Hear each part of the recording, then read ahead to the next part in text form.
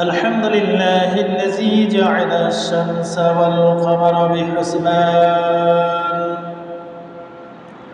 والنجم والشجر يسجدان وفضل زمانا على زمان كما فضل مكانا على مكان وإنسانا على إنسان ونشهد أن لا إله إلا الله وحده لا شريك له ونشهد أن سيدنا ومولانا محمدا عبده ورسوله الذي أرسله الله تعالى بالحق بشيرا ونذيرا وداعيا إلى الله بإذنه وسراجا منيرا أما بعد فأعوذ بالله من الشيطان الرجيم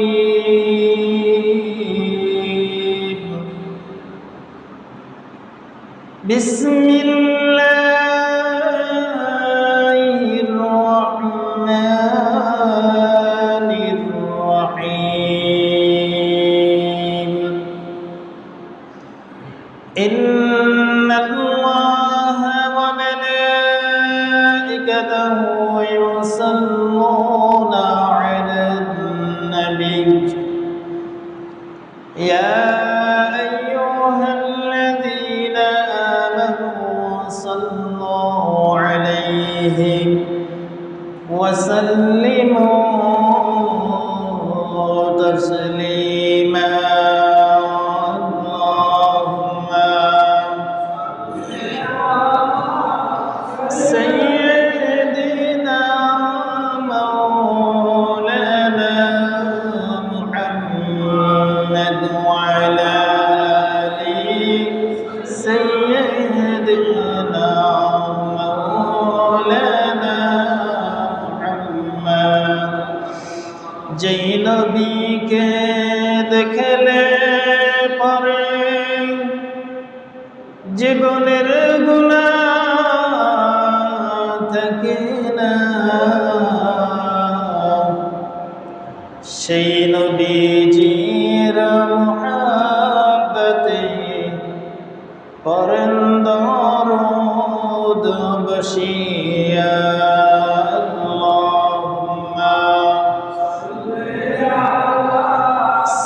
سيدنا مولانا محمد وعلى آله سيدنا مولانا محمد لا إله إلا الله لا إله إلا الله لا إله إلا الله لا إله إلا الله لا إله إلا الله لا إله إلا الله لا إله إلا الله لا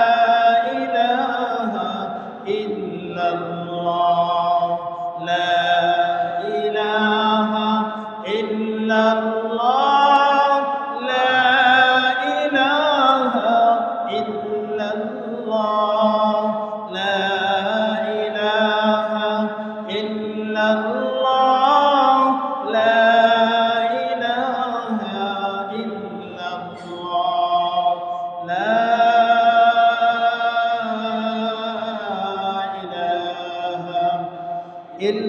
ইল্লাল্লাহ মুহাম্মাদুর রাসূলুল্লাহ সাল্লাল্লাহু আলাইহি ওয়াসাল্লাম। আলহামদুলিল্লাহ, সম্মানিত মুআজ্জাজুল মুকাররম দিগার মুরাবিয়ান ইকরাম, সকলের কাছে আমার অন্তরস্থল থেকে সালাম এবং মুবারকবাদ জানাই। আসসালামু আলাইকুম ওয়া রাহমাতুল্লাহি ওয়া বারাকাতুহু।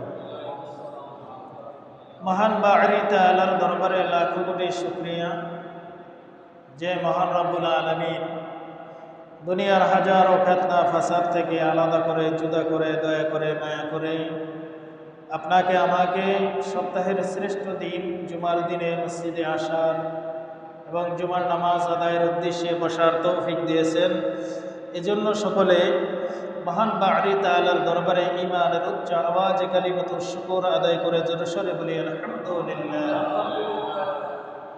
আল্লাহ পাক রব্বুল আলামিনের দরবারে সর্ব অবস্থায় শুকরিয়া তাআলা আদায় করা আমাদের জন্য আবশ্যক, যেহেতু আল্লাহ তাআলা বান্দার অমঙ্গল কখনোই চান না। সর্ব অবস্থায় আল্লাহ তাআলা বান্দার মঙ্গল কামনা করেন। আল্লাহ তাআলা বান্দাকে ইচ্ছা করে বিপদে ফেলাবে এমন নয়, বান্দা নিজ ইচ্ছায় বিপদে পড়ে। আপনার আমার কর্মের কারণে আমরা বিপদে পড়ে থাকি, আর এই বিপদগুলো দিয়ে আল্লাহ তাআলা আমাদেরকে পরীক্ষা করে থাকেন। পরীক্ষা করার মাধ্যমে আল্লাহ তাআলা উপরে ধৈর্য ধারণ করে যদি থাকতে পারে এবং শুকরগুজারি হতে পারে, আল্লাহ পাক রব্বুল আলামিন তাদের জন্যই রেখেছেন শান্তির জায়গা, চিরতরের জন্য জান্নাত। এমনই একটা জান্নাত যে জান্নাতের নিচ থেকে নহর সমূহ জারি থাকবে। গেল জুমায় বলেছিলাম এর অনেক কথা, এই জন্য আল্লাহ পাক রব্বুল আলামিনের দরবার সর্ব অবস্থায় শুকরিয়া আদায় করে। এই গেল জুমা থেকে এই জুমা পর্যন্ত আপনার আমার হয়তো অনেকের জানা থাকতে পারে যে আমাদের কত মুসলমান ভাই দুনিয়ার জমিন থেকে বিদায় দিয়েছে। সেই জায়গা থেকেও তো আমি আল্লাহর শুকরিয়া আদায় করতে পারি যে আল্লাহ আমাকে হায়াতে তৈয়বা দান করে গেল জুমার থেকে এই জুমায় আসার এবং বসার তৌফিক দিয়েছে। এবং হাদিস শরীফের ভিতরে বলা হয়েছে এক জুমা থেকে অপর জুমা পর্যন্ত সমস্ত সগীরা গুনাহের কাফফারা হয়ে যায়। যেন বলি সুবহানাল্লাহ। কেমন করে? আল্লাহর হাবিব সাল্লাল্লাহু আলাইহি ওয়াসাল্লাম বলেন, যেই ব্যক্তি এক জুমা থেকে সামনে জুমা পাইল, তার পিছনের যত সগীরা গুনাহ আছে সমস্ত সগীরা গুনাহগুলো মাফ করে দেওয়া হলো। যেন বলি সুবহানাল্লাহ।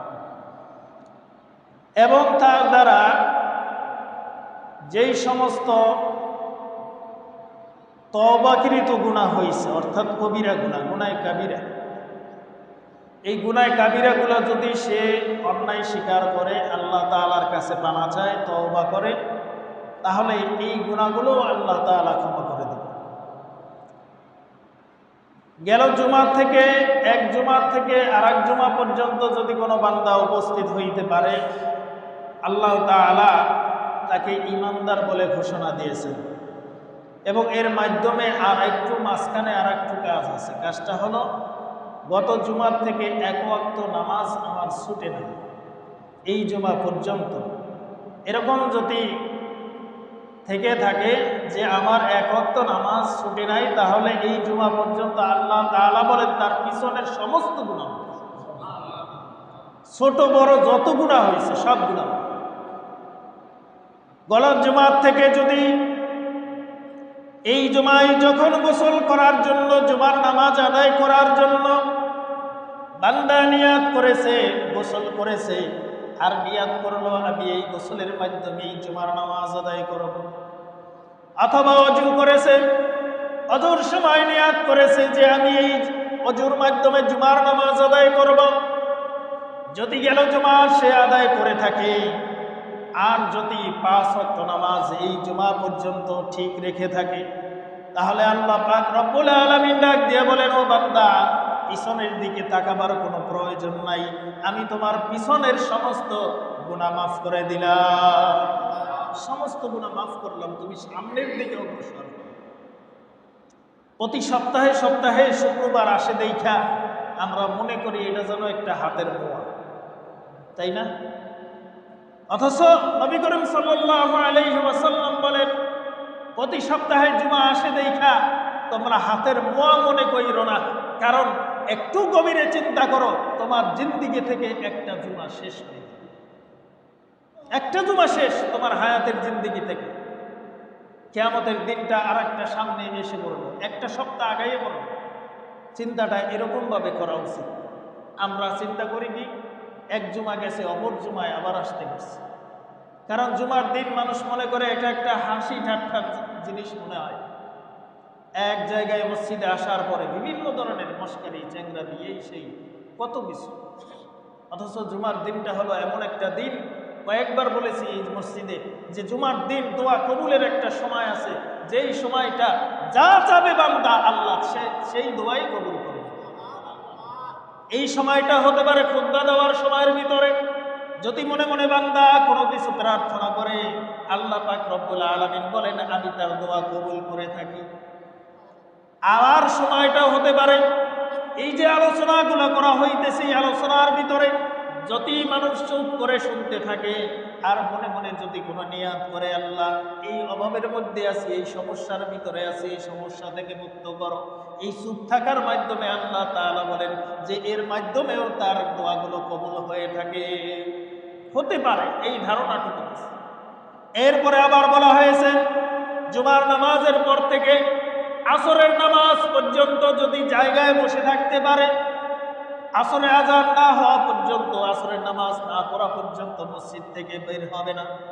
এতটুকু সময় যদি অতিক্রম করতে পারে, এর মাধ্যমে আল্লাহর দরবারে যা কিছু চাবে আল্লাহ তাই কবুল করে নেবে।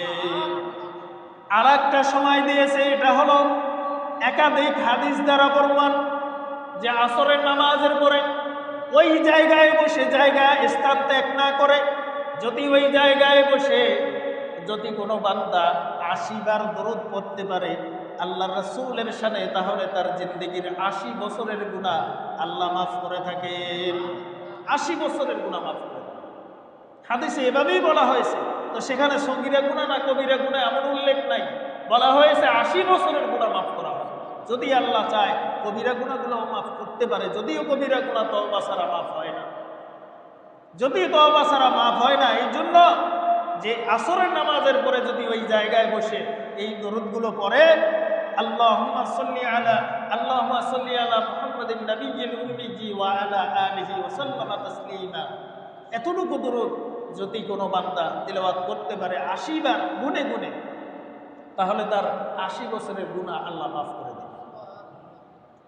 তেমনি ভাবে বলা হয়েছে আসরের নামাজের পরে দোয়া কবুলের সময় জুমার দিন আসরের নামাজের পরে মাগরিব পর্যন্ত ওই জায়গায় বসে যদি আমল করতে পারে, আর আমলের পরে যদি আল্লাহর দরবারে হাত তুলে মুনাজাত করে মাগরিবের আযান দেওয়ার পূর্বে, অর্থাৎ মসজিদ থেকে বের হবে না, বা যেই স্থানে আসরের নামাজ পড়ছে সেই জায়গায় বসা থাকবে, এই অবস্থায় আমল করে যদি মাগরিবের আযানের পূর্বে যদি সে আল্লাহর কাছে প্রার্থনা করে, আল্লাহ বলেন তার হাত আমি বিফলে ফেলাই না, তার দোয়াগুলো আমি কবুল করে থাকি। জুমার দিনটা কি হাসি ঠাট্টার দিন নাকি? জুমার দিনটাকে আরো বলা হয়েছে এই জুমার দিনটাই হবে কিয়ামত। অগণিত আপনার আমার জানা আছে হাজার হাজার কিয়ামতের আলামত শুরু হয়েছে। একটা জুমা চলে গেল আপনার আমার জিন্দেগি থেকে, এর মানে হলো যে আমার জিন্দেগির থেকে একটা জুমা চলে গেল মানে কিয়ামত একটা সপ্তাহ আমার কাছে আসতে বলল, একটা সপ্তাহ আগেই বলল। যেই দিন আল্লাহ দুনিয়ার জিন্দেগি শেষ করবে সেই দিনটা আরো একটা সপ্তাহ আগেই বলল, আর আপনার আমার জীবন থেকে একটা জিন্দেগি, একটা সপ্তাহের জিন্দেগি শেষ হয়ে গেল। হিসাব করে মিলাইয়ে দেখি একটা সপ্তাহ কি আমল করেছি, ৫ ওয়াক্ত নামাজ ঠিকভাবে আদায় করছি কিনা, একটা সপ্তাহের ভিতরে আমার একদিন ফজরের নামাজ কাজা আছে কিনা, একটা সপ্তাহের ভিতরে ৫ ওয়াক্ত নামাজ সুন্দরভাবে আদায় করতে পারছি কিনা, একটা সপ্তাহের ভিতরে আমি কতগুলো গালি দিয়েছি হিসাব করলে গালিও পাওয়া যাবে না, হিসাবও পাওয়া যাবে না। একটা সপ্তাহের ভিতরে আমি কত অন্যায় করেছি হিসাব করলে পাওয়া যাবে। যদি কোনো বান্দা, আল্লাহ রাসূল বলেন, যদি কোনো বান্দা নিয়াত করে থাকে আজকের থেকে আমি ভালো মানুষ হিসাবে গণ্য হব, অর্থাৎ ইমানদার হিসাবে গণ্য হব, ভালো আমল করব, খারাপ কাজ করব না। তাহলে সে যেন রাত্রে বালিশে মাথা দেওয়ার পরে চিন্তা করে সকাল থেকে আমি কয়টা গুনার কাজ করছি আর কয়টা নেকির কাজ করছি। তাহলেই ভালো মানুষ হতে পারবে। সকাল থেকে কয়টা গুনার কাজ করছি রাত্রে শোয়ার পরে যদি চিন্তা করা হয়, আর চিন্তা করার পরে যদি হিসাব করা হয় যে সকাল থেকে কয়টা গালি দিয়েছি, সকাল থেকে কয়টা গুনার কাজ করছি, সকাল থেকে কয়টা নেকির কাজ করছি, এরকমভাবে দৈনিক চিন্তা করতে করতে যদি দেখে যে না আজকে গুনার কাজ বেশি হয়েছে, নেকির কাজ কম হয়েছে, তাহলে আগামী দিনে নিয়ত হবে আগামী দিন গুনার কাজ কম করব, নেকির কাজ বেশি করব। পরের দিন যদি হিসাব মিলাইয়া দেখে যে না আজকে একটা নেকির কাজ বেশি হয়েছে, পরের দিন আবার হিসাব করা হবে যে আমি একটার জায়গায় আরো 2টা বা 3টা নেকির কাজ বাড়াই। এরকমভাবে যদি নিয়াত করতে পারে প্রত্যেক দিন দৈনিক প্রতি রাত্রে, আর যদি একবার কালিমা তৈয়বা পরে ঘুমিয়ে থাকে, হাদিস শরীফে বলা হয়েছে যদি কোনো বান্দা ঘুমানোর সময় কালিমা তৈয়বা যদি পাঠ করে ঘুমায়, যদি ওই ঘুমের মধ্যে যদি তার মৃত্যু হয়ে যায়, আল্লাহ তাআলা শহীদি মৃত্যু দান করে দেন। শহীদের অধিক দরজা আছে, অনেক দরজা আছে। একটা হলো গলা কাটা শহীদ, আর একটা হলো এই ফিতনার জামানায় রাসূলের সুন্নাত নিয়ে যারা সমাজে চলতেছে, মানুষের ঠাট্টা মস্কারিও পছন্দ মানে তার দিকেও লক্ষ্য করে না, দাড়িটা বড় রাখছে, মাথায় টুপিটা সবসময় রাখে, সুন্নতি জামা পরে, এটাও একটা জিহাদের সময়, এটাও একটা জিহাদ। আর গলা কাটাও একটা জিহাদ। রাসূলের একটা সুন্নাত জিন্দা করা এই জামানায় কোন কোন মুফাসসিরিন ইকরাম বলেছে যে এই ফিতনার জামানায় রাসূলের একটা সুন্নাত যেই ব্যক্তি শক্ত করে ধরতে পারছে তাকে আল্লাহ তাআলা 1000 গলা কাটা শহীদের সওয়াব দান করে দেন। 1000টা গলা কাটা শহীদের সওয়াব দান করে দেন। যে শহীদের মৃত্যু এমন একটা মৃত্যু যে শহীদী অবস্থায় যদি মৃত্যুবরণ করতে পারে, অনেক মানুষ আছে দেখবেন যে 50 বছর, 100 বছর, 30 বছর পরেও কবর ভেঙে যায়, কাফনের কাপড় তাজা দেখা যায়। কারণ হলো তার শহীদী মৃত্যু হয়েছে। এখন বলবেন যে সে তো কোনোদিন যুদ্ধ করে নাই, শহীদী মৃত্যু কেমন হইল? শহীদ বিভিন্ন প্রকারের আছে। আল্লাহ পাক রব্বুল আলামিন বলেন লা তাকুলু লিমান ইউকতালু ফি সাবিলিল্লাহি আমওয়াত, যারা আমি আল্লাহর জন্য ফি সাবিলিল্লাহ, আল্লাহর জন্য যারা মৃত্যুবরণ করে, আমওয়াত যারা মৃত্যুবরণ করেন, আল্লাহ পাক রব্বুল আলামিন বলেন যারা আমি আল্লাহর জন্য মৃত্যুবরণ করে তারা কোনোদিন মরে না। সুবহানাল্লাহ বলবেন, তারা কোনোদিন মরে না, তারা জীবিত। তারা জিন্দা। আল্লাহ পাক রব্বুল আলামিন নিজেই বললেন, অন্য জায়গায় বলেছেন ওয়াইজ্জাকুম, তাদের রিজিকের ব্যবস্থাও আমি আল্লাহ কবরের মধ্যে দিয়ে থাকি। তাদের রিজিকেরও ব্যবস্থা করা হয় কবরের মধ্যে, আল্লাহ তাআলা রিজিক দিয়ে থাকে। রিজিক তাদেরকে পাঠানো হয়, খাবার পাঠানো হয় কবরের ভিতরে। এই জন্য তাদের লাশগুলো জিন্দা থাকে। একটা পোকা মাছি কিছুতেই লাশটাকে স্পর্শ করতে পারে না। এবং নবীদের যত পয়গম্বরদের যত দেহ মোবারক আছে, যত নবীদের পয়গম্বরদের দেহ মোবারক আছে, আল্লাহ তাআলা সমস্ত পোকামাকড়ের জন্য হারাম ঘোষণা দিয়েছেন। অর্থাৎ তাদের দেহ মোবারক একটা পোকামাকড় কিছুতেই স্পর্শ করবে না। কিছু মানুষ বলবে ফেরাউনের লাশও তো খায় না। ফেরাউনের লাশ খায় না, তো গজবে, আল্লাহ তাআলা গজব দিয়েছে। যারা মিশরে গেছে তাদের মুখ থেকেও শুনছি, আর হাদিসেও বলা হয়েছে, কোরআনে বর্ণনা দেওয়া হয়েছে যে যখন ফিরআউনকে নীল দরিয়ায় ডুবাইয়ে মারা হইতেছে, তখন জবান থেকে বলবে, মানে আল্লাহ বলবে এমন চিন্তা আসার কারণে আল্লাহ তাআলা বলেন, ও মুসা খুযুহু ফাগুল্লু সুম্মাল জাহিমা সাল্লু, ওর মুখের ভিতরে কাদামাটি ঢুকাই দাও, কারণ আমি আশঙ্কা করতেছি এই মুহূর্তে ও যেন কলেমা না পড়তে পারে। আল্লাহ তাআলা আদেশ করলেন, ধরো, তাড়াতাড়ি ধরো, মুখের ভিতরে মাটি, কাদা মাটি ঢুকাই দাও। আর এই কাদা মাটি এখন পর্যন্ত তার মুখের ভিতরে আছে। এইভাবে 3116 বছর পর্যন্ত আল্লাহ তাআলা নীল দরিয়ার পানির নিচে ডুবাই রাখছে। কোনো ফ্রিজ লাগে নাই, বরফ লাগে নাই, কোনো প্রকারের কোনো মেডিসিন এখনো লাগতেছে না। ওই লাশটা ওইভাবেই কিয়ামত পর্যন্ত থাকবে। আল্লাহ তাআলার নাফরমানি করার কারণে এরকম। তো ফিরআউন তো আল্লাহর নাফরমানি করতো, আবার কি করতো জানেন? রাত্র বেলায় দুই পায়ের সাথে দড়ি বেঁধে গাছের ডালের সাথে বেঁচাইয়া এরকম ভাবে টানতো, আর মাথা নিচের দিকে যাইতো, পা উপর দিকে যাইতো, এরকম ভাবে সারা রাত্রি কাঁদতো, আল্লাহ তুমি আমার একটু খোদা বানাই দাও, তুমি মুসা নবীর সাথে এইবারের যুদ্ধে আমার একটু জিতেই দাও, আর কোনোদিন তোমার কাছে কিছু চাবো না, এরকম ভাবে আল্লাহর কাছে প্রার্থনা। মুসা নবী একদিন জিজ্ঞাসা করলেন যে আল্লাহ, এই সামনের যুদ্ধে কি আমি বিজয় হব কিনা ফিরআউনের লাগে? তখন আল্লাহ তাআলা বললেন, হ্যাঁ মুসা, তুমি অবশ্যই বিজয় হবে। তখন যুদ্ধ করলেন, যুদ্ধের ভিতরে বিজয় অর্জন করতে পারলেন, ফিরআউনের দল বিজয় অর্জন করল। আল্লাহ তাআলার কাছে মুসা নবী জিজ্ঞাসা করেন, ও আল্লাহ, আপনিই তো বললেন এই যুদ্ধে আমি বিজয় হব। তখন আল্লাহ তাআলা বলেন যে মুসা, আমার তো দয়ার হৃদয়, ফিরআউন কি করে তুমি জানো না, রাত্রবেলায় এরকম পায়ের সাথে দড়ি বাইন্ধা গাছের ডালের সাথে বেঁচাইয়া এরকম টানতে টানতে সারা রাত্র মাথা নিচের দিকে দিয়া চোখের পানি ফেলায়, আর আমার কাছে বলে আল্লাহ এই যুদ্ধে আমার একটু জিতেই দাও, এরপরে আমি আর নাফরমানি করব। আমি তো এই দয়ার কথা মনে করে ওর চোখের পানি দেখে আমি তো বুঝছি যে আসলেই মনে হয় ভালো হবে, এই জন্য এই যুদ্ধে আমি জিতেই দিলাম, তবে আজকের পর থেকে আর পারব, আজকের পর থেকে আর পারব। তো ফিরআউন এইরকম ভাবে যদি ফিরআউনের চোখের পানি আল্লাহ তাআলা দয়া লেগে থাকে, তো আপনি আমি এমন কি গুনাহ করেছি যেই গুনার কারণে আমরা চিন্তা করি যে এমন গুনাহ করছি নামাজ পড়ে লাভ নাই, এমন গুনাহ করছি রোজা রাখতে লাভ নাই, এমন গুনাহ করছি আমার মাথায় টুপি দিয়ে লাভ নাই, এমন গুনাহ করছি মসজিদে যেয়ে কোনো লাভ নেই। এমন কি গুনাহ আছে?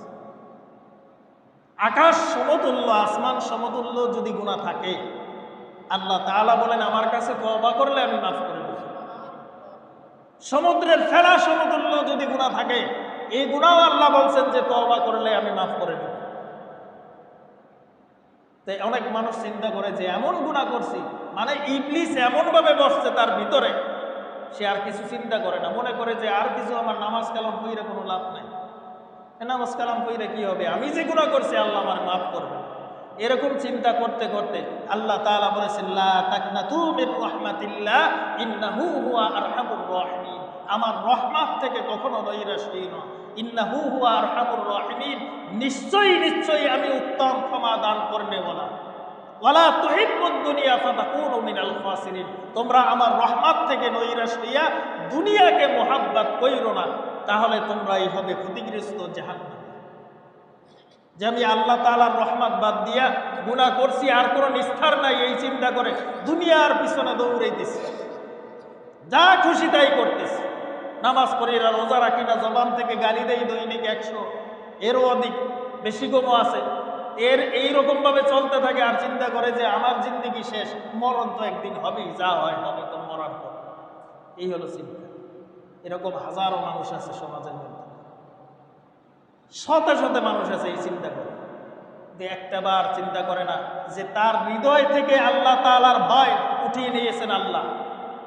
ইচ্ছা করে নামাজগুলো ত্যাগ করার কারণে, ইচ্ছা করে জুমার নামাজ ত্যাগ করার কারণে, হাদিস শরীফে বলা হয়েছে 3টা জুমা যদি ইচ্ছা করে অনার্থকভাবে অতিরিক্ত প্রয়োজন ছাড়া, অর্থাৎ অত্যন্ত গুরুত্বপূর্ণ প্রয়োজন ছাড়া যদি জুমার নামাজ ত্যাগ করে, 3টা জুমা ত্যাগ করলে আল্লাহ তাআলা তার অন্তরে মোহর মেরে দেয়, সিল মেরে দেয়।